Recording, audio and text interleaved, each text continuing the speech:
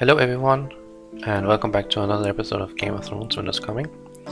We had an update right around New Year's. I haven't been able to really go deep into it for the video yet because of work, but today is that day that we are trying to take a look at what has been added to the game, what has been changed, and what's going to happen.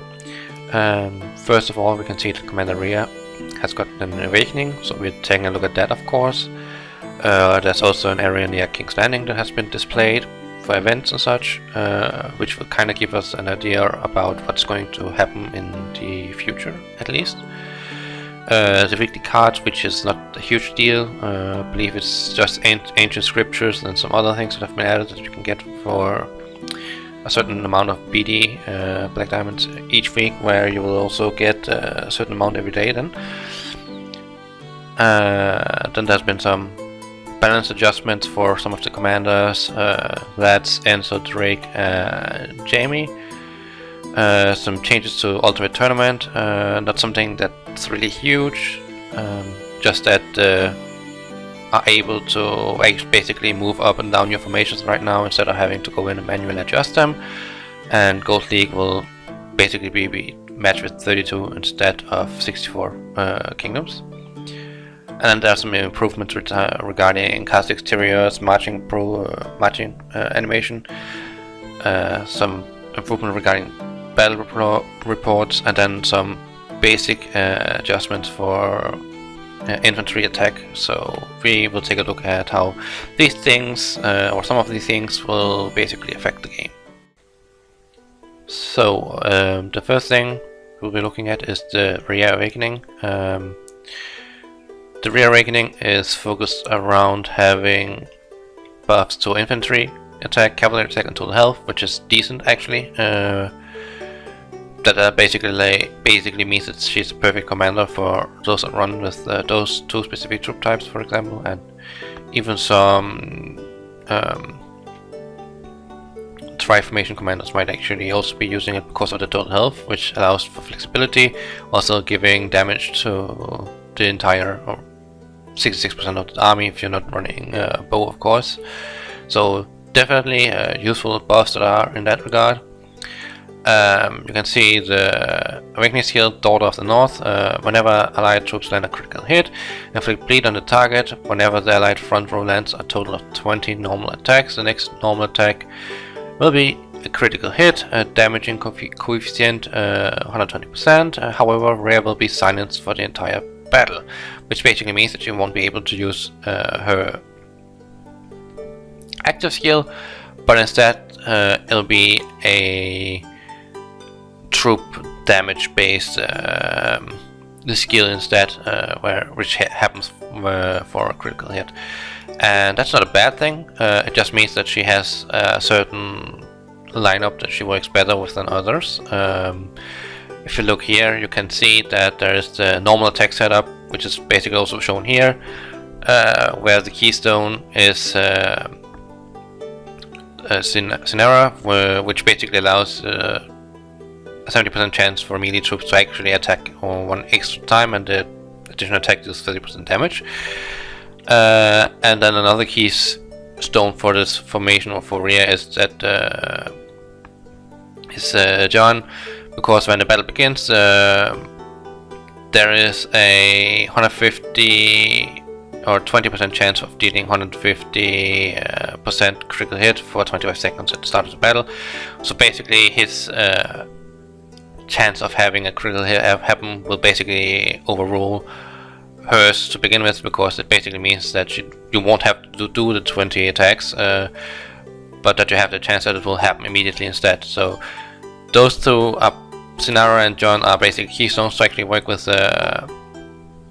Rhea. And then you can put in Kevin for some extra support or safety regarding bubbles, and you can add in Sandor for some extra bleed and damage.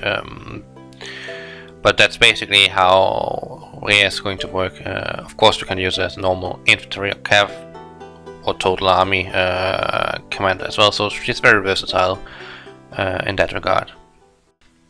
Next up, we have the big event, castle thing they have added to the game, and you can see that the statue and overview for the Night King invasion event is placed there, and you can see that there are basically several places where new statues can be placed. 3 here, there's 4 inside, and then there's basically 8 smaller ones in the, around as well.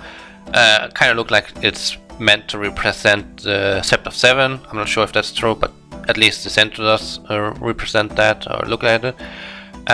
This kind of indicate that they probably plan to add other big-sized events similarly to the Night King event, and they probably also plan to add some of the smaller events, which will then be placed inside the middle. And it looks like they have at least some plans for this coming year. I'm not saying that all of the events will be out in this particular year, but it's going to be probably 1 or 2 of them will be placed a year maybe, which will be my guess. We also had some, or have some, Commander Awakening Skill balancing for lads. It's basically that the Harpy basically has changed to that for every 3 seconds the defense is increased by 7%, and stacked up to 4 times instead of having it be 5%, stacking up to 6 times, which means that it's stacking a little bit less, but it's stacking faster instead compared to before. So it's decent. I'm not entirely sure what the idea behind it is, because the defensive buff is not really going to make a big difference in this current meta, I would say, but it's a slight buff still, in my opinion, because of the faster ramping defensive buff. And this applies to, of course, infantry, and the same change has been made to Drake and Enzo, where they of course also have a similar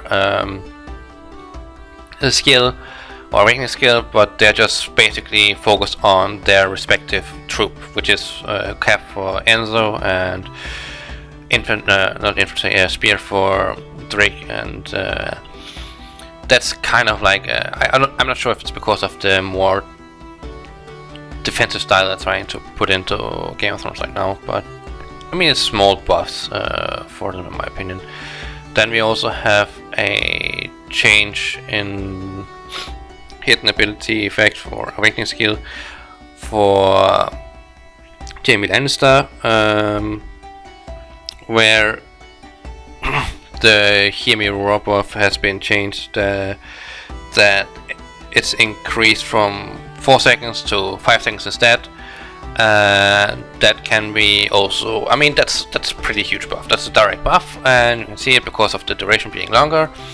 And I have heard that some people have found it underwhelming, performing poorly earlier, so it might be what's needed to actually make it more viable. I know that spears have the tendency, or the awakening skills, to actually become more of a healing, taking damage, healing it off type of unit, so kind of like a tank similar situation for spears, whereas infantry is going to be pure troop damage, and Cavs seem to be going towards more skill damage instead from commanders, but that's how things are currently.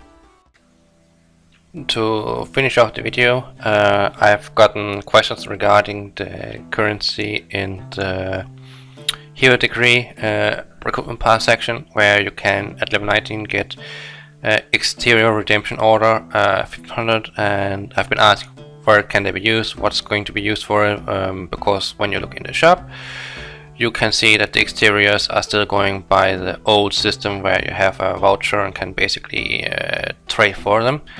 And the thing is that when you click on your castle and go into customize and customize and to pick your castle skin basically that you're using, you can see that there's a little button in the bottom of the screen, which says exterior. When you click on it, you can basically see what castles you can buy for that specific currency. And right now there's a bunch of the, past castles inside, whereas there's also 4 other castle exteriors, Keeper of Kings and Titan Fortress being the 2 expensive ones, and then there is the City of Prosperity and Beacon of Light, and all of them are decent. I would probably say that Keeper of Kings is probably the best one out of the 4, mainly because of the rally size and buff aura and so on, but they all have good things going for them, and you should definitely take a look and maybe potentially save up for them if you want to. Of course, you can see that if you want to have one of the bigger skins, it will take you 10 months to save up for them. So I'm not sure if they plan to add this currency as a reward in some other events as well, to try and help some of the more free-to-play heavy accounts to actually also get cast exterior skins. But this was what I was going to focus around for this update. I hope you liked the video. Like and comment if you want to, subscribe to the channel if you're new. If you want to play the game, the link is down in the description below, and so it is for the Game of Thrones Winter's Coming Discord group. And if you're interested in the music and where I get it from, you can follow the link down below as well in the description. I'll post it there, which is a cool guy. He allows you to use his music for free, and he's basically trying to support YouTubers and other people that want to make bigger projects without being slammed by copyrights. But I hope you all have a great weekend. Good luck in your AC match, and good luck KVK later as well. This is going to be all for me, so take care. Bye bye.